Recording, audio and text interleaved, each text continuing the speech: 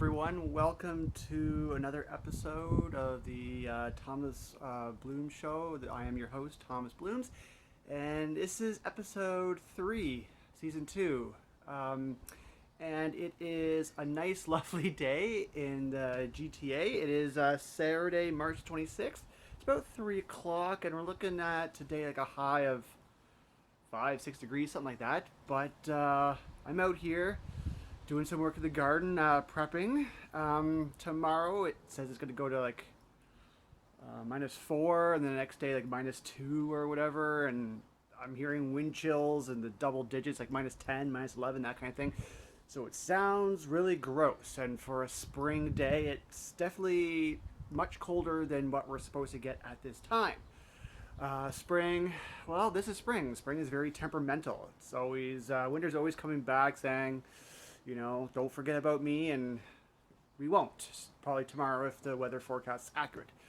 But today I'm just going to update you on some of the changes that are going on. Last time I spoke, I told you that I was going to split the strawberry tubes before they were stacked, one layer of 4. Now, as you see behind me, 2 layers of 2. Okay. The reason why it's back there, as I explained before, is that's the place that gets the most sun. So this way here, this point's actually northwest.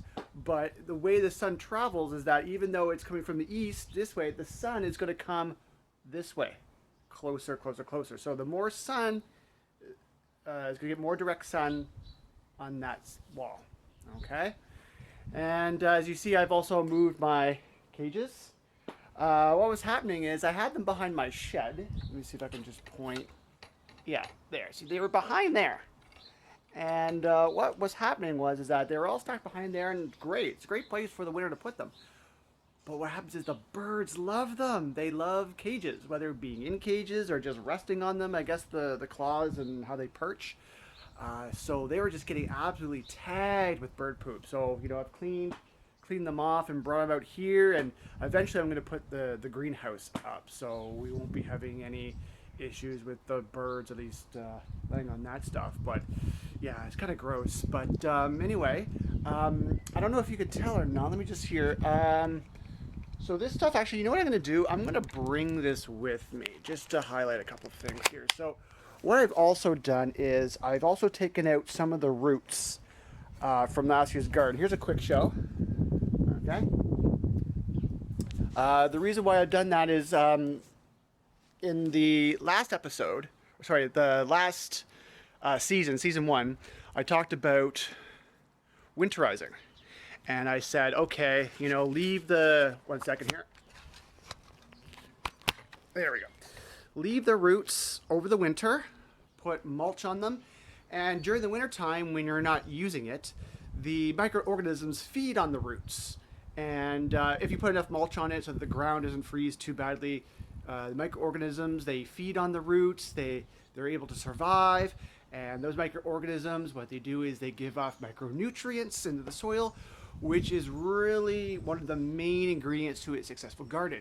Yes, you need your NPKs, nitrogen, potassium, and phosphate, but also you need your micronutrients. Those are the building blocks to a really successful garden, whether you're doing vegetables, flowers, trees, shrubs, herbs, whatever it is.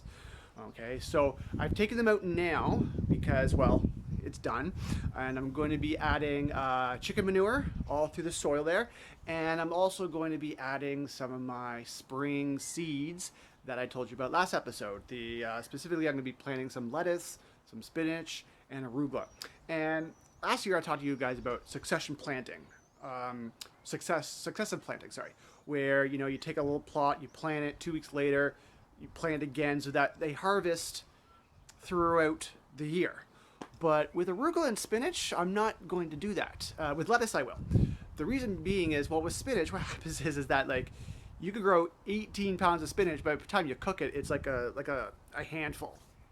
Like, you know, all that spinach you get at the grocery store and shrinks. So that's what we're going to do. I'm going to be growing spinach in bulk. And with arugula, similar. They don't necessarily shrink when you cook it, but a lot of arugula for the salads and the baby arugula. So I'll be picking them early. I will be, growing a little bit here and there at different times, whatever, just to get some fresh arugula going. But I'm getting these special slow bolt arugula seeds so that they will last longer and they will actually taste good throughout the spring season. And one of the secrets about arugula is that you may have heard of baby arugula. The arugula for a lot of people tastes better the younger the leaves are. So that's why people will say, or restaurants say, baby arugula. It's basically the first arugula leaves that you pick. They're usually the freshest, most tastiest. As you get into second generation arugula and third generation arugula, when it gets bigger and more leaves grow and they get more mature, that's when the taste isn't as appealing for most people. It's certainly the case in our family. We prefer the younger arugula. We will be doing a lot of picking from there. So you get them in early, pick it, then take out, plant again, that kind of thing. The arugula grows fast. Okay, so don't be discouraged if all of a sudden you pick all the baby arugula and then there's nothing left. Don't worry, some new arugula will grow. You get to pick that, and you could always uproot a couple of them, plant some new stuff, and then grow again. It depends on your preference. So as to moving forward right now today, it's about 3 o'clock, so I'm trying to get as much done as I can with the light that we have, or the overcast that we have right now. I mean, actually the sun is trying to show, and I see over here that the clouds are breaking apart, but I know that rain and freezing rain is coming. So what I want to do is at least get some of the greenhouse up and going. If I could get that going, then all the better, but I gotta hightail it. So I'm just gonna pause the video for now. I'm gonna set my stuff and then I may come back to this. Okay, so stay tuned. All right. Hey everyone, so it's a couple hours later on the same day. I have the greenhouse up, as you can tell. It's a pretty windy season, so you can tell by the open flap here the wind is blowing, but often I take calipers and clips and I hold the bottom together so that the stuff doesn't blow all over the place, and so we can keep somewhat of the warm air inside. Now this is not when you have frost nights or whatever, this does protect it from frost, but it's not airtight. This is not hermetically sealed by any imagination, so there is heat loss and cold does come in, but it is enough to help grow your cold weather vegetables and keep them at a good temperature so that you can actually get them early. Now, for those of you who don't have this, don't have the space for it, or even don't want it, no worries, you can do your little own mini greenhouses. And let me just see here, where is it? Oh yes, here it is. So you could use these. You can get this in any garden store. I gotta clean these out because they have a little bit of tinge, but you just put this over on your garden, and it's just literally a piece of plastic. You can even go to the dollar store and get cups or even Tupperware. Just bear in mind that they're light, so a good windstorm will knock them over. You put a little rock or two on it, that kind of thing. But basically what it does is it creates a greenhouse effect for that little area there. So you guys should be good. But it's okay to like plant your spinach and your lettuce and your beets and your kohlrabi and arugula and other things I mentioned in the previous video. You can plant them right now. It's okay.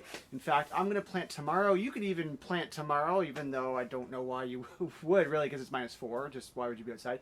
But you could plant them at any time during the season, and it will work out. Trust me. I'll even do a whole thing about like planting now and how it works and the progression, that kind of thing, so you guys know that you can plant at this time. So hopefully, if I plant tomorrow, I can get some growth, depending on the weather, of course, but you're looking at 2-3 weeks, and then you can start seeing 10 days before you start seeing the shoots come up, and 2 weeks, 3 weeks before you start seeing your first really good vegetation.